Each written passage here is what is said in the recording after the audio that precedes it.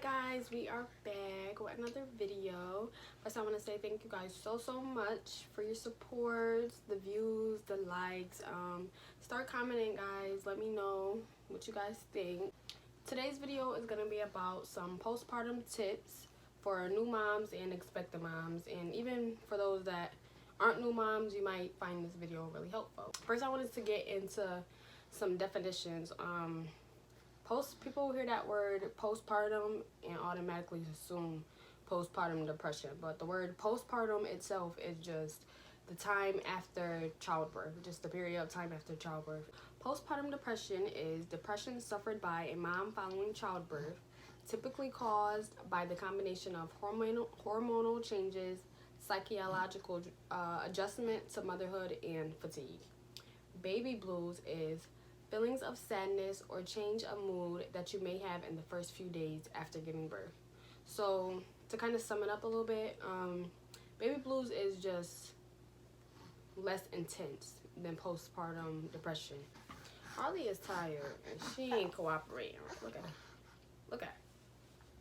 First I want to talk about baby blues. Baby blues are mild depressive symptoms, which means they aren't as intense as postpartum depression.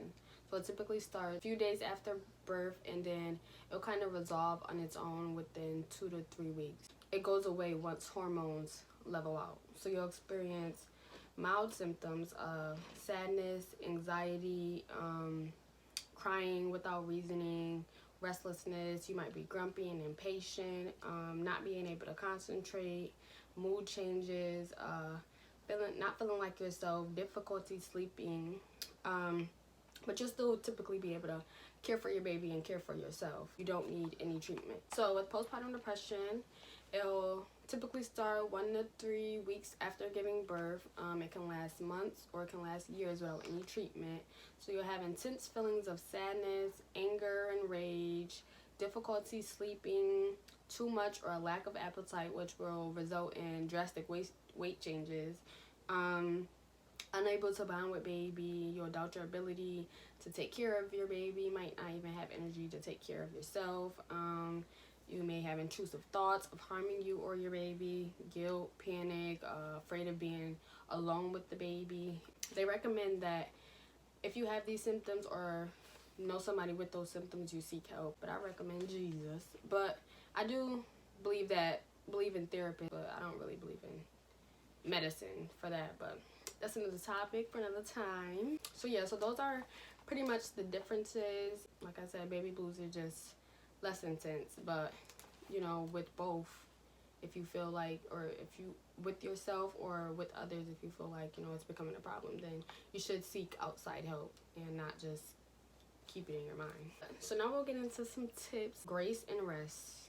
Have grace and patience for yourself and for your baby. You have to find acceptance that your life may not be the same before your baby. I feel like that's something that I struggled with. I thought I was about to be right back in it, right back, you know, living my regular life. I would be at work telling my coworkers like, I'm due on the 4th. I'm gonna be right back in the bar on the 7th. But look at God, because my life is totally different.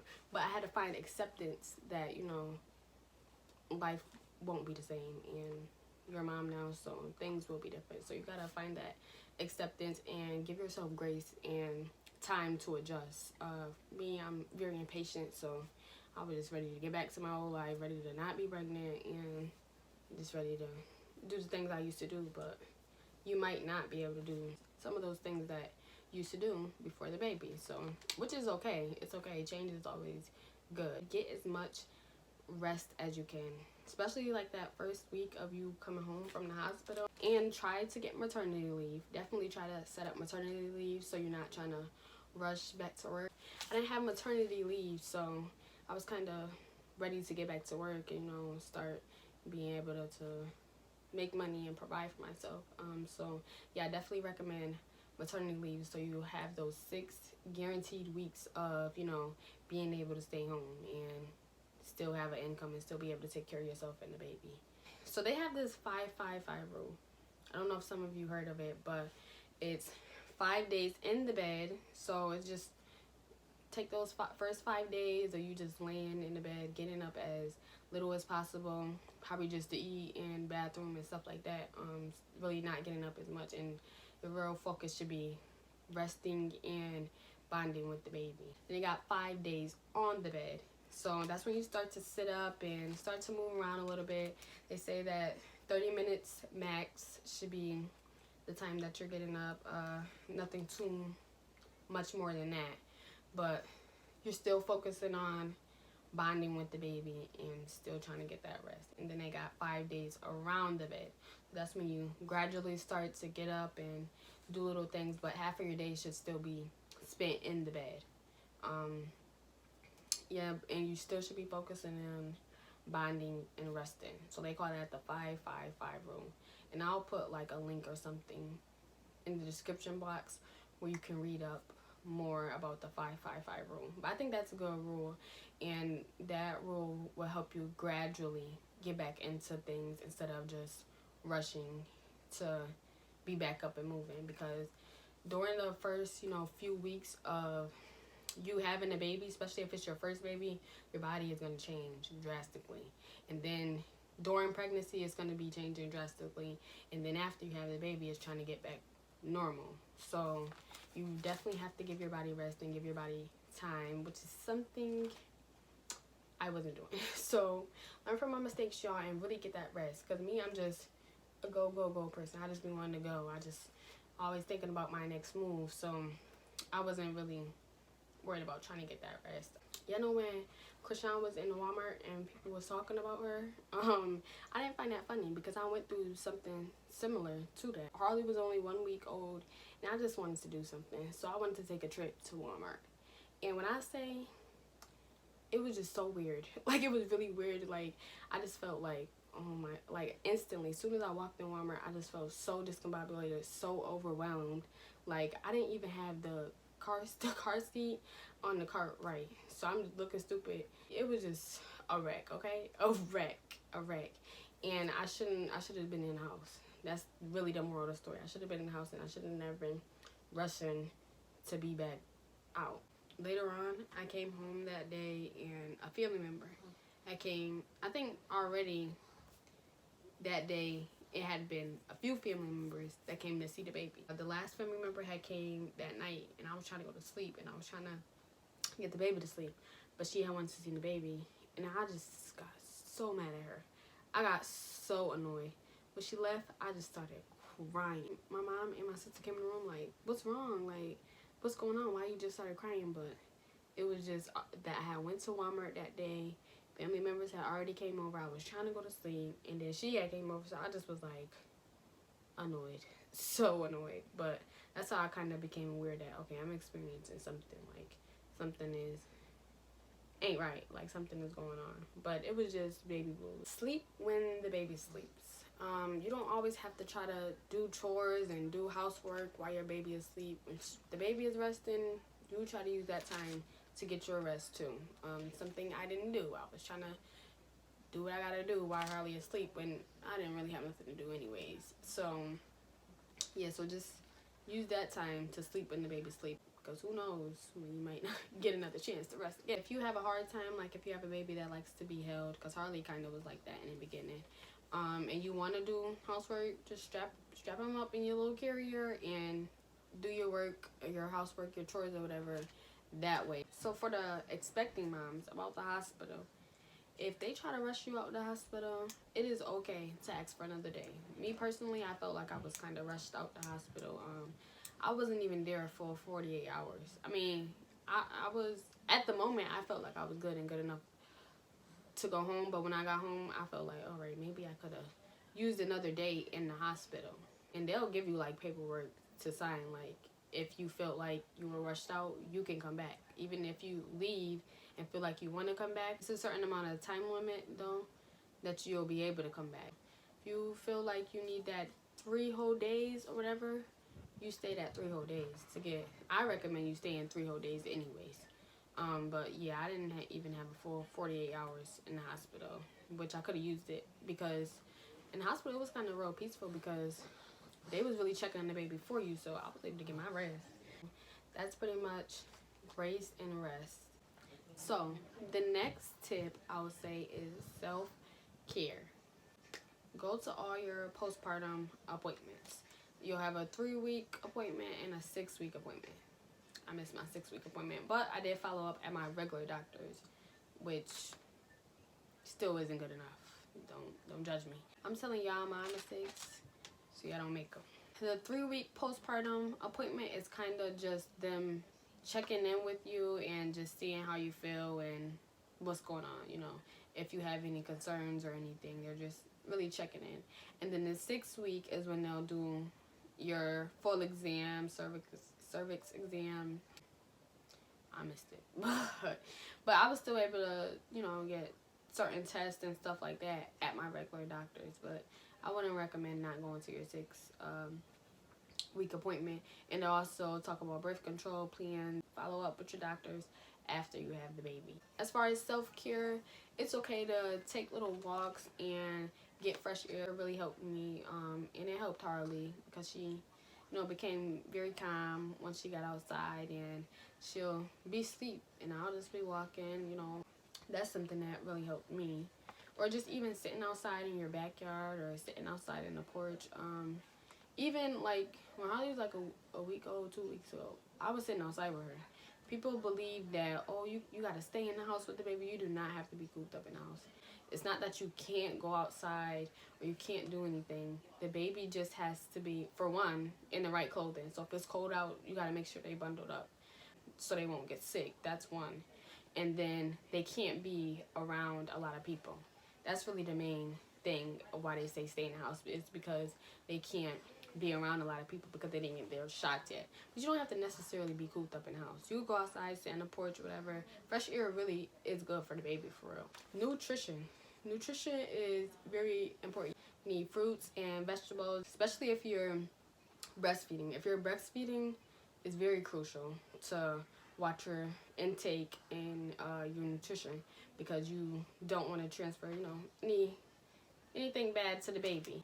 With breastfeeding, what you eat can also help with your milk supply. I think I read that oatmeal is good for getting your milk supply. Slowly get back into exercise.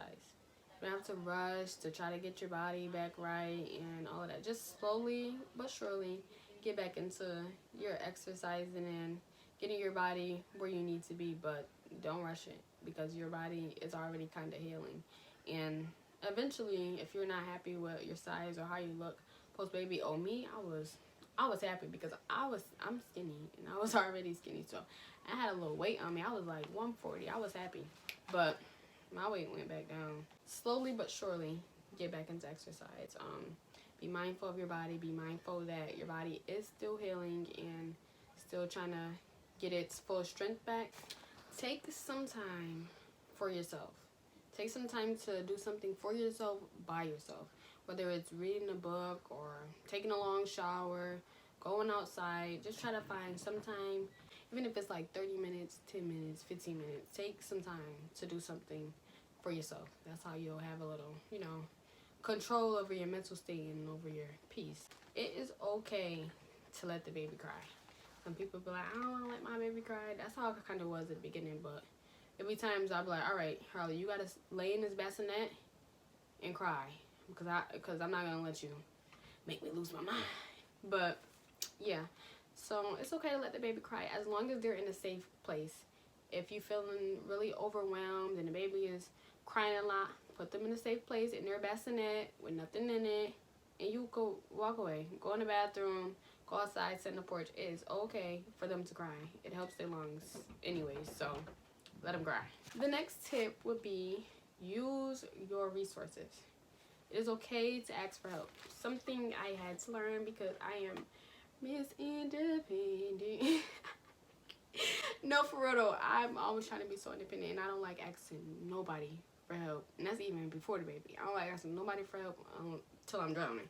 But as a mom, I had to learn that it's okay to ask for help. Use your family, your friends, your spouse. Use your resources. Find mom groups. You can find mom groups online with the new moms.